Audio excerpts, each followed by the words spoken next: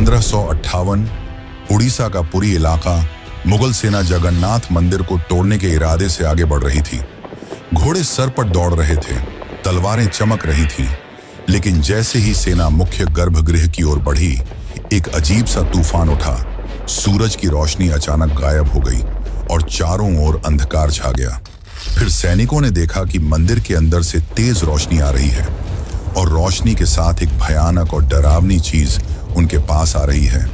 यह दृश्य इतना भयानक था कि कई सैनिक वहीं पर बेहोश हो गए और जो बच गए वो ऐसे भागे मानो उनके सामने मौत खड़ी हो। अब आप सोचिए कि क्या यह सिर्फ एक ऐतिहासिक घटना थी या फिर सच में भगवान जगन्नाथ ने अपने धाम की रक्षा की। पुरी का जगन्नाथ मंदिर एक ऐसा स्थान जो सिर्फ भक्ति का केंद्र नहीं बल्कि अनगिनत रहस्यों की चुप दुनिया है। क्या आपने कभी सोचा है कि क्यों इस मंदिर का ध्वज हमेशा हवा के विपरीत दिशा में उड़ता है और क्यों मंदिर के ऊपर लगे सुदर्शन चक्र हर दिशा से ऐसा लगता है मानो आपको ही देख रहा हो।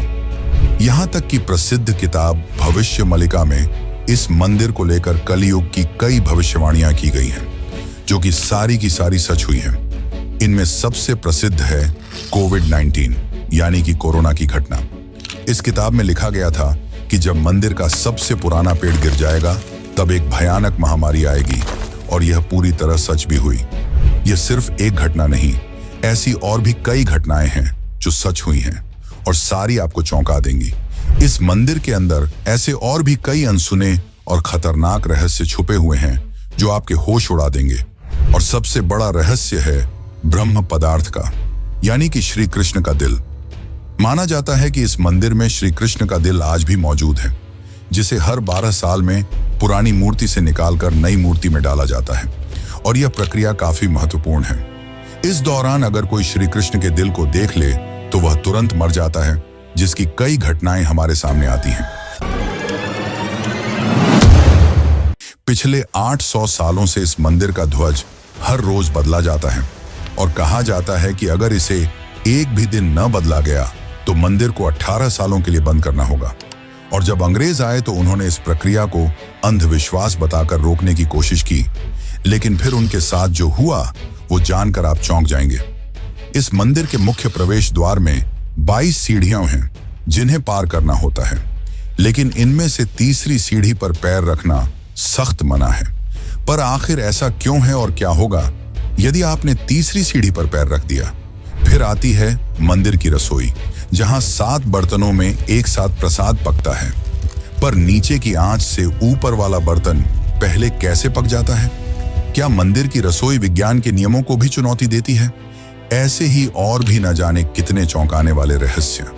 ये सिर्फ एक मंदिर नहीं, ये एक ऐसा तीर्थ है जहां धर्म, विज्ञान, वास्तु और चमत्कार चारों एक साथ खड़े हैं, जहां श्रद्धा सिर्फ पूजा नहीं बल्कि रहस्यों से सामना करने की तैयारी है। तो क्या आप तैयार हैं एक ऐसे सफर के लिए जहां हर अध्याय आपको चौंकाएगा, हर रहस्य आपके विश्वास को चुनौती देगा और हर जवाब एक नए सवाल को जन्म देगा? चलिए चलते हैं जगन्नाथ मंदिर की उस रहस्यमयी यात्रा पर, जहां भगवान खुद हर सवाल का उत्तर है।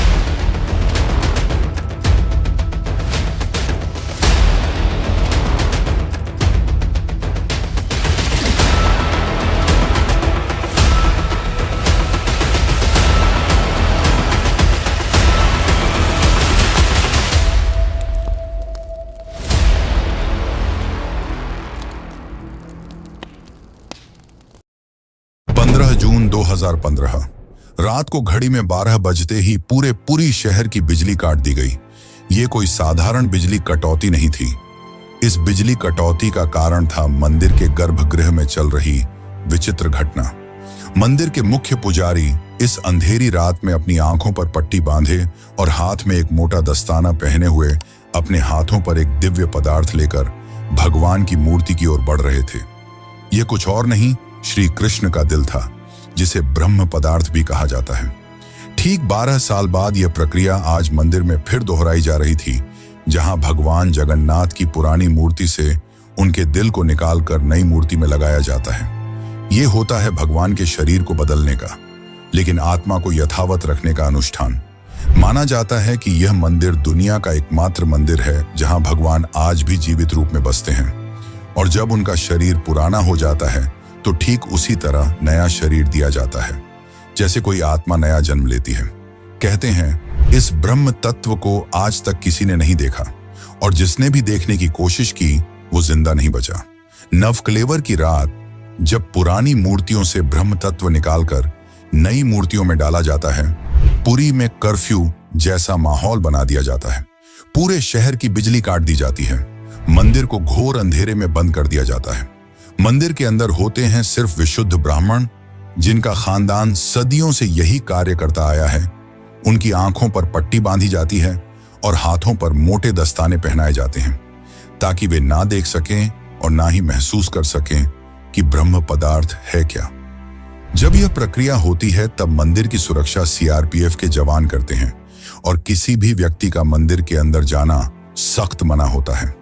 जब 2015 में यह अनुष्ठान हुआ था, तब एक पांडे ने उस ब्रह्म तत्व को हाथ लगा दिया था, जिसके बाद वह तुरंत ही बेहोश हो गया, और जब आंख खुली तो वह मानसिक रूप से पूरी तरह अस्थिर हो गया था। तो सवाल उठता है, ब्रह्म तत्व आखिर है क्या? क्या यह कोई दिव्य ऊर्जा है? क्या यह सिर्फ विश्वास है, या सच में कोई ऐसा अविनाशी पदार्थ मौजूद है जो युगों से युगों तक जीवित है? माना जाता है कि यह ब्रह्म पदार्थ काफी ज्यादा शक्तिशाली है, जिससे लगातार दिव्य ऊर्जा निकलती रहती है और हमेशा हल्का सा कंपन महसूस होता रहता है। प्रसिद्ध इंडियन आर्कियोलॉजिस्ट प्रवीण मोहन के हिसाब से श्री कृष्ण सिर्फ एक इंसान नहीं बल्कि एक सुप्रीम बीइंग थे।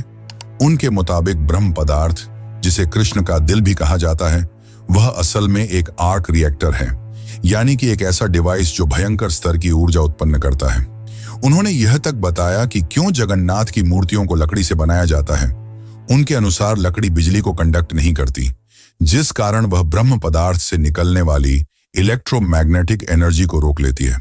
वैसे तो माना जाता है आज तक इसे किसी ने नहीं देखा है, पर आज से करीब 50 साल पहले एक व्यक्ति ने दावा किया था कि उसने इस हृदय को देखा है। उसने कहा कि हृदय चांदी की तरह तरल बह रहा था, और यही तरल लकड़ी को कमजोर कर देता है, जिस कारण हर 12 साल में मूर्तियों को बदलना पड़ता है। उस व्यक्ति ने यह तक कहा कि जब उस हृदय को प्रकाश में लाया गया तो वह चक्र की तरह घूमने लगा और जोर से कंपन करने लगा, यानी कि जब इस ब्रह्म पदार्थ को रोशनी मिलती है तो यह और भी ज्यादा सक्रिय हो जाता है, जो कि खतरनाक साबित हो सकता है। जिस कारण हर बार जब इसे पुरानी मूर्ति से नई मूर्ति में बदला जाता है तब पूरी शहर की बिजली काट दी जाती है।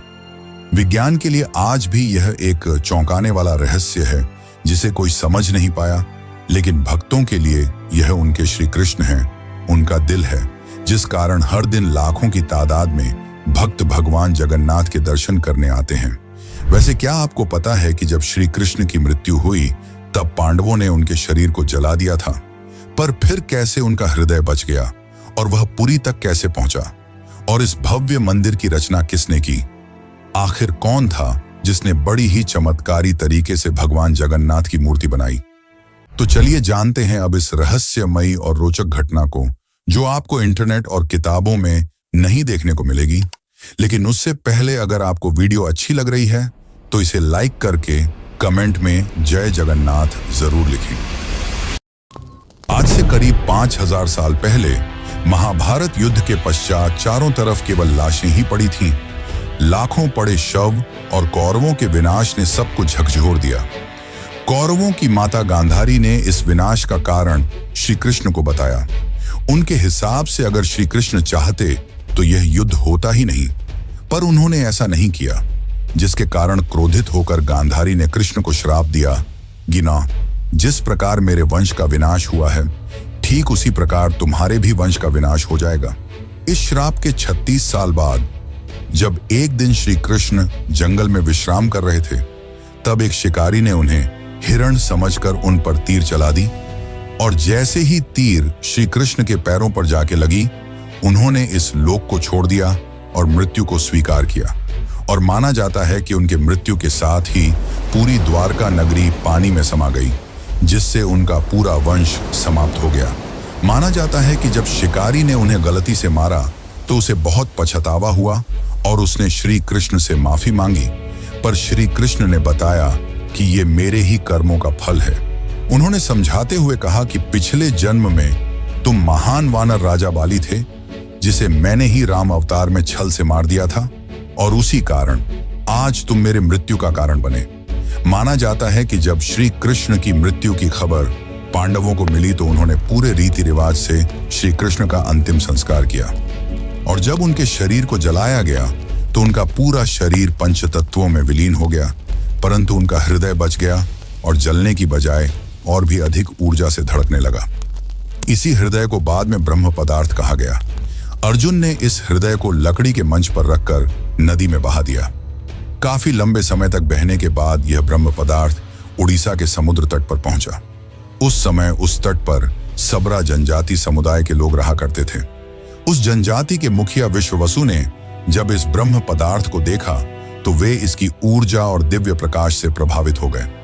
उन्होंने तुरंत ही पहचान लिया कि यह भगवान के ही रूप हैं, और उन्होंने इसे नील माधव के रूप में पूजना शुरू कर दिया। उसी समय मालवा के राज्य में राजा इंद्रद्युम्न राज्य किया करते थे। वे भगवान विष्णु के काफी बड़े भक्त थे। एक दिन उन्होंने नील माधव के दर्शन करने की इच्छा व्यक्त की और उन्हें ढूंढने लगे, और यही आगे चलकर जगन्नाथ के निर्माण की आधारशिला बनी। जैसा कि मैंने बताया, राजा इंद्रद्युम्न विष्णु के परम भक्त थे, और एक रात स्वयं भगवान विष्णु उनके सपने में आए और उन्हें कहा कि वे उनकी दिव्य मूर्ति नील माधव को ढूंढें और उनके लिए एक भव्य मंदिर का निर्माण करें। श्री हरि विष्णु ने उन्हें यह भी बताया कि यह ब्रह्म पदार्थ उन्हें नीलांचल पर्वत में मिलेगा, जिसके पश्चात राजा ने अपने ब्राह्मण पुजारी विद्यापति को आदेश दिया कि वह इस मूर्ति को ढूंढ निकाले। विद्यापति कई दिनों तक नीलांचल पर्वत के अलग हिस्सों में इसकी तलाश करते रहे, और तब जाकर अंत में उन्हें पता चला कि इस मूर्ति को आदिवासी मुखिया विश्ववसु ने एक गुफा में छुपा कर रखा है, और वे दिव्य रूप से उसकी पूजा करते हैं। जब विद्यापति ने इसके दर्शन करने की अनुमति मांगी, तब विश्ववसु ने यह कहकर मना कर दिया कि यह उनके जाति का निजी मामला है। जिसके बाद विद्यापति ने चालाकी दिखाई और विश्ववसु की पुत्री ललिता से विवाह कर लिया। अब विद्यापति ने ललिता की मदद से विश्ववसु को मनाया और वे उस गुफा की ओर चल पड़े। जैसे ही विद्यापति ने उस नील माधव की मूर्ति को देखा, वे उसकी ऊर्जा से काफी ज्यादा प्रभावित हुए और उन्होंने तुरंत ही यह बात राजा इंद्रद्युम्न को बताई। लेकिन जब राजा इंद्रद्युम्न वहां पहुंचे, तब तक विश्ववसु ने वह मूर्ति वहां से हटा दी थी, जिससे राजा काफी उदास हो गए और अपने महल लौट आए। इसके बाद फिर से रात में भगवान विष्णु उनके सपने में आए और कहा कि पुरी के तट पर एक बड़ा नीम का पेड़ बहकर आएगा, तुम उस पेड़ से मेरी नई मूर्ति बनाना। वह पेड़ काफी बड़ा था, जिसे उठाना आसान नहीं था। आखिर में जैसे तैसे वे पेड़ को महल तक ला पाए, लेकिन अब सवाल यह था कि इनसे भगवान की मूर्ति कौन बनाएगा। बहुत से कारीगरों ने इस पेड़ से मूर्ति बनाने की कोशिश की, लेकिन सब असफल रहे। उन्होंने कहा कि पेड़ इतना ज्यादा मजबूत है कि हमारे छेनी हथौड़ी का उस पर कोई असर नहीं हो रहा। यह सुनकर राजा काफी परेशान हो गए। तभी एक दिन भगवान विश्वकर्मा एक बूढ़े साधु के रूप में वहां पधारे और उन्होंने कहा कि वे ये मूर्ति 21 दिनों में बनाकर देंगे। राजा काफी प्रसन्न हुए, पर उस बूढ़े आदमी ने एक शर्त रखी। उसने कहा कि मैं एक कमरे में बंद रहकर 21 दिनों में यह मूर्ति बनाऊंगा, और तब तक कोई भी इस कमरे का न तो दरवाजा खोलेगा और न ही कोई अंदर आएगा। राजा ने उसकी यह शर्त स्वीकार की और फिर मूर्ति बनाने का कार्य शुरू हुआ। दरवाजा बंद किया गया और कक्ष से छेनी हथौड़ी की आवाजें आने लगीं। लेकिन 15 दिनों बाद अचानक से छेनी हथौड़ी की आवाज आना बंद हो गई। महाराज की रानी गुंडीचा काफी चिंतित हो गई और महाराज को कहा कि हमें दरवाजा खोलकर देखना चाहिए। शायद वह वृद्ध व्यक्ति भूख और प्यास की वजह से मर तो नहीं गया होगा। राजा ने शुरुआत में तो मना किया, पर बाद में वे इसके लिए मान गए और दरवाजा खोल दिया। लेकिन जब दरवाजा खुला तो सभी हैरान रह गए। वह वृद्ध व्यक्ति गायब हो चुका था और पीछे केवल 3 अधूरी मूर्तियां थीं। राजा को यह देखकर काफी दुख हुआ, क्योंकि उनकी शर्त तोड़ने की वजह से भगवान की मूर्तियां आधी रह गईं। जगन्नाथ भगवान के हाथ और पैर अधूरे थे। बलराम और देवी सुभद्रा की मूर्तियां भी अधूरी थीं। जब राजा मूर्ति के पास गए तब उन्हें दिल की धड़कन महसूस हुई और मूर्ति के अंदर से एक दिव्य आवाज आई जिसने राजा को बताया कि श्री कृष्ण का हृदय इस मूर्ति के अंदर है। राजा ने इन मूर्तियों को स्थापित किया और आज यही अधूरी मूर्तियां भगवान जगन्नाथ के रूप में पुरी में पूजी जाती हैं। वैसे दोस्तों, आपको एक बात बता दूं, जो हो रहा है वह पहले ही लिखा जा चुका है और जो लिखा गया है वही होकर रहेगा। ये कोई फिल्मी डायलॉग नहीं, बल्कि पुरी के भक्तों की आस्था और सच्चाई है भविष्य मालिका की। तो चलिए जानते हैं उन भविष्य मालिका की घटनाओं को जो आज सच साबित हो रही हैं। मित्रों, इस मंदिर का इतिहास और वर्तमान एक भविष्यवाणी से जुड़ा हुआ है। भविष्य मालिका एक दिव्य ग्रंथ है जिसे लगभग 500 साल पहले ओडिशा के महान संत आचार्य महाप्रभु अच्युतानंद ने लिखा था। कहा जाता है कि वे पंचसखा यानी भगवान जगन्नाथ के 5 दिव्य सेवकों में से एक थे, जिन्होंने भगवान के आदेश पर कलयुग की कई घटनाओं को पहले ही देख लिया था। यह ग्रंथ ओडिया भाषा में लिखा गया है और इसकी पंक्तियां कविता के रूप में हैं, जैसे किसी गूढ़ रहस्य का संकेत दे रही हों। आइए हम आपको बताते हैं भविष्य मालिका की कुछ चौंकाने वाली भविष्यवाणियां जो जगन्नाथ मंदिर और कलयुग के अंत से जुड़ी हुई हैं। इस ग्रंथ की सबसे चौंकाने वाली भविष्यवाणी 4 साल पहले काफी ज्यादा वायरल हुई थी, जब लोगों ने दावा किया कि इसमें कोरोना महामारी का वर्णन भी है। नाना रोग आसीबा, गोटे बड़ा व्याधि, लोका घरे रहीबे, बाहर कुना जीबा, अर्थात अनेकों रोग आएंगे, एक बड़ा रोग फैलेगा, लोग घरों में बंद रहेंगे, बाहर नहीं निकल पाएंगे। अब ये पंक्तियां किसी भी सामान्य रीडर को 2020 की कोविड-19 महामारी की याद दिला देती हैं। पुरी और ओडिशा में कई संतों और विद्वानों ने इसे भविष्य मालिका की सटीक भविष्यवाणी माना। इस किताब की एक और बात, इसमें जिक्र किया गया है कि मंदिर परिसर के ऊपर जो कपड़ा है उसमें आग लगने की घटना का उल्लेख मिलता है। कुछ साल पहले पहली बार त्रिदेव के वस्त्र में आग लगी थी। इस घटना के बाद कलयुग के अंत के बारे में एक बार फिर से बातें होने लगी। कहते हैं कि पापनाश एकादशी के दिन जगन्नाथपुरी मंदिर में एक अखंड महादीप जलाया गया था, लेकिन अचानक तेज हवा चली और झंडा उड़कर दीपक के ऊपर चला गया, जिससे मंदिर के झंडे में आग लग गई। यह घटना 19 मार्च 2020 को हुई थी। कहा जाता है कि दूसरे मंदिरों की तरह जगन्नाथ मंदिर के गुंबद पर कभी कोई पक्षी नहीं बैठता और ना ही इस पर कोई प्लेन या हेलीकॉप्टर उड़ता है, लेकिन जुलाई 2020 के बाद से मंदिर के गुंबद पर गिद्ध, चील और बाज को देखा गया था। ये पक्षी मंदिर के गुंबद, स्तंभ और नील चक्र पर भी बैठे थे। ऐसे में दुनिया के महाविनाश की भविष्यवाणी एक बार फिर से चर्चा में आ गई थी। भविष्य मालिका के अनुसार जब कलयुग का अंत करीब होगा तो भगवान जगन्नाथ मंदिर का नील चक्र यानी सुदर्शन चक्र तूफान से टेढ़ा हो जाएगा। मई 2019 में समुद्री तूफान फानी के कारण यह विशालकाय चक्र टेढ़ा हो गया था। ऐसे ही और भी कई भविष्यवाणियां हैं जो सच हो चुकी हैं और कई प्रसिद्ध भविष्यवाणियां हैं जो आने वाले को लेकर की गई हैं।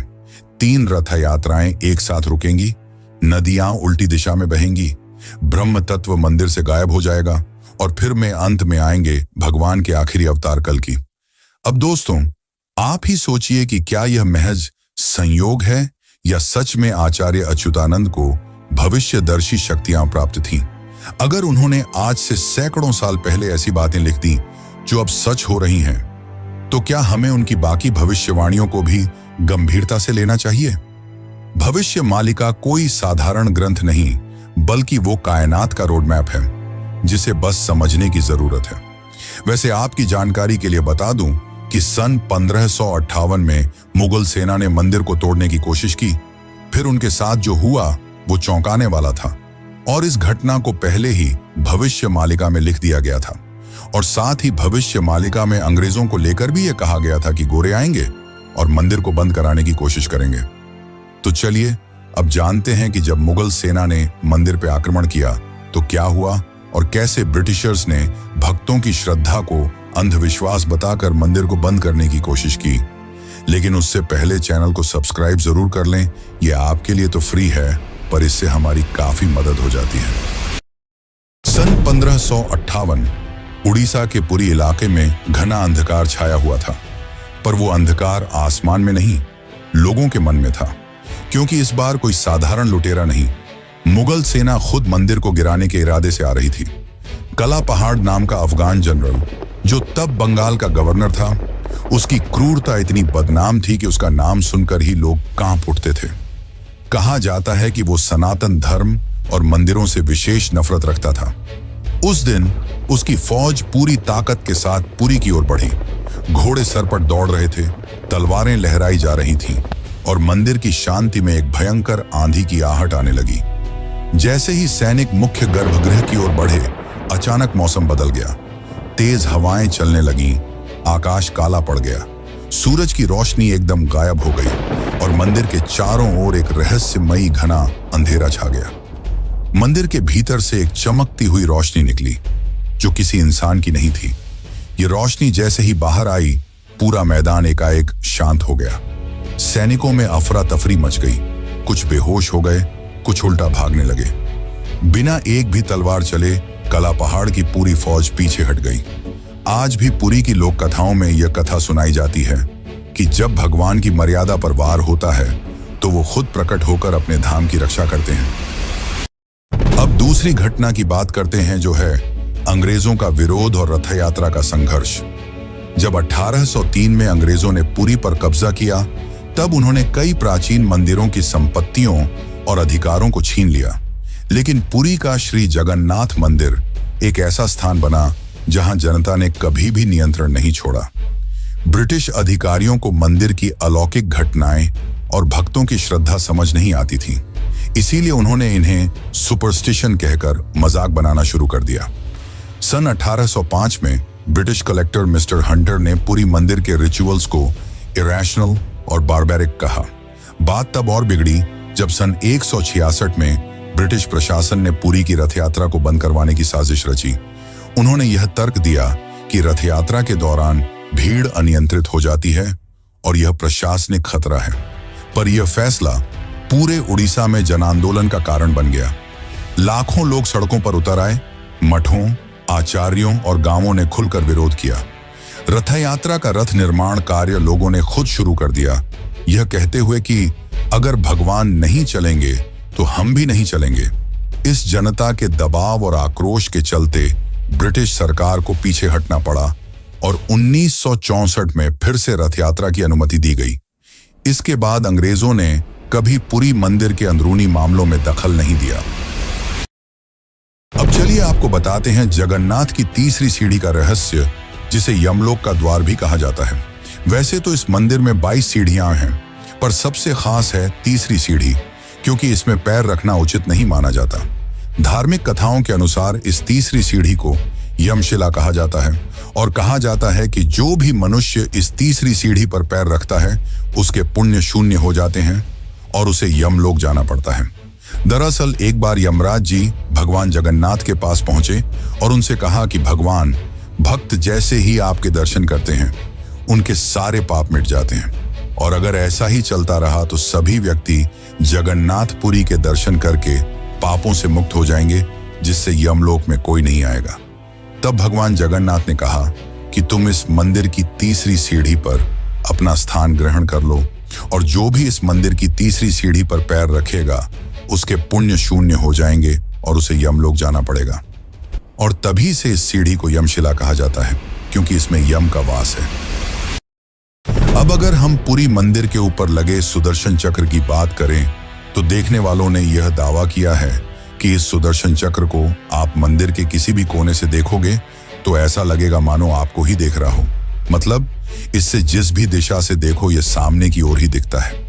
इसे आम भाषा में आर्टिफिशियल इल्यूजन कहा जाता है, पर यह आज भी विज्ञान के परे है कि कैसे इतने भारी चक्र को मंदिर के ऊपर लगाया गया और कैसे उस समय के लोगों ने यह आर्टिफिशियल इल्यूजन बनाया जिससे चक्र हमेशा सामने की ओर दिखता है। इसे आज भी विज्ञान नहीं समझ पाया, पर भक्तों के अनुसार यह श्री कृष्ण का चक्र है जिसे उन्होंने इस दुनिया की रक्षा के लिए इस मंदिर में स्थापित किया है। और भविष्य मालिका की एक और पंक्ति के हिसाब से जब यह मंदिर समुद्र के अंदर समा जाएगा तब कलयुग अपने अंतिम चरण पर होगा और तब आएंगे विष्णु के आखिरी अवतार कल्कि। अब जानते हैं पुरी के रसोई घर के बारे में। जगन्नाथ पुरी का रसोई घर दुनिया की सबसे बड़ी और सबसे रहस्यमयी रसोई है, जिसके अनोखे तथ्य और परंपरा भक्तों को आश्चर्यचकित कर देती है। और रसोई का सबसे बड़ा रहस्य यह है कि यहाँ भोजन 7 मिट्टी के बर्तनों में बनाया जाता है और हर एक बर्तन को एक के ऊपर एक रखा जाता है। और स्वाभाविक है कि सबसे नीचे के बर्तन में ज्यादा आंच आ रही है तो उसे सबसे पहले पकना चाहिए, लेकिन पुरी में ऐसा नहीं होता। ये चौंकाने वाली बात है कि 7 बर्तनों में जो सबसे ऊपर होता है उसका खाना पहले पकता है, जो विज्ञान के सारे तथ्यों को गलत साबित करता है। यहाँ भोजन बनाने का कार्य केवल सेवायत ब्राह्मणों द्वारा किया जाता है और किसी भी बाहरी व्यक्ति को इसमें प्रवेश की अनुमति नहीं होती। इस पवित्र रसोई में किसी प्रकार के आधुनिक ईंधन या गैस का उपयोग नहीं किया जाता, बल्कि केवल लकड़ी के चूल्हे पर पारंपरिक विधि से प्रसाद बनाया जाता है। पुरी मंदिर में रोजाना लगभग 50,000 से 2 लाख लोगों तक को महाप्रसाद बांटा जाता है। लेकिन चमत्कार देखो, कभी भी खाना बर्बाद नहीं होता और कभी भी कम नहीं पड़ता। मान्यता है कि मां लक्ष्मी स्वयं प्रतिदिन रसोई में आती हैं और रसोई के सेवकों को अंतः प्रेरणा देती हैं कि आज कितनों के लिए प्रसाद तैयार करना है। ये सिर्फ परंपरा नहीं, सदियों से चलती लीला है, जिसे आज तक कोई इंसानी गणित नहीं समझ पाया। एक और चौंकाने वाली बात तो यह है कि इतने बड़े किचन में, जहां 500 से ज्यादा रसोइये और सेवक काम करते हैं, जहां हर दिन सैकड़ों क्विंटल अनाज, सब्जियां और मसाले इस्तेमाल होते हैं, वहां न कोई बदबू होती है, न ही कोई मक्खी। कहा जाता है कि यह अग्निदेव और माता लक्ष्मी की कृपा है, जो इस रसोई को हर प्रकार की अशुद्धि से दूर रखती है। 18वीं सदी में मराठा शासनकाल के दौरान एक बार एक अधिकारी ने रसोई के चमत्कार को अंधविश्वास बताते हुए जानबूझकर बर्तनों की संख्या बदलने का आदेश दिया। लेकिन इसके बावजूद उस दिन भी पुरी में महाप्रसाद एकदम सटीक बना, न एक दाना कम, न एक दाना ज्यादा। इसके बाद अधिकारी ने रसोई में दोबारा हस्तक्षेप न करने की कसम खा ली। वैसे तो दोस्तों, ऐसे और भी कई चौंकाने वाले रहस्य हैं, पर उन्हें एक ही वीडियो में बता पाना नामुमकिन है। इसलिए चलिए चलते हैं आखिरी अध्याय की ओर। लेकिन उससे पहले, अगर आपको यह डॉक्यूमेंट्री अच्छी लग रही है तो कमेंट में जय जगन्नाथ जरूर लिखें। कभी कभी जीवन में कुछ चीजें ऐसी होती हैं जिन्हें न तर्क से समझा जा सकता है और न ही विज्ञान से परखा जा सकता है। पुरी के श्री जगन्नाथ मंदिर का हर पत्थर, हर कोना हमें एक ऐसी दुनिया में ले जाता है जहां भक्ति और बुद्धि, विज्ञान और विश्वास, संघर्ष और समाधान सब एक साथ चलते हैं। जगन्नाथ केवल भगवान नहीं, एक चेतना है जो हमें यह सिखाते हैं कि जब विज्ञान चुप हो जाए तो श्रद्धा बोलती है। तो अब सवाल यह है, क्या ये सब केवल संयोग है या कहीं ना कहीं कोई ऐसी शक्ति है जो इन सबको संचालित कर रही है? आप क्या मानते हैं? क्या आपने कभी इन रहस्यों को खुद महसूस किया है? अगर हाँ, तो ये वीडियो सिर्फ जानकारी नहीं, बल्कि आपकी अपनी यात्रा है, श्रद्धा से रहस्य तक। और ऐसी ही एक यात्रा है केदारनाथ धाम की, जो जगन्नाथ की तरह ही 4 धामों में से एक है। और अगर आप केदारनाथ धाम की यात्रा पर चलना चाहते हैं तो यह वीडियो जरूर देखें। धन्यवाद।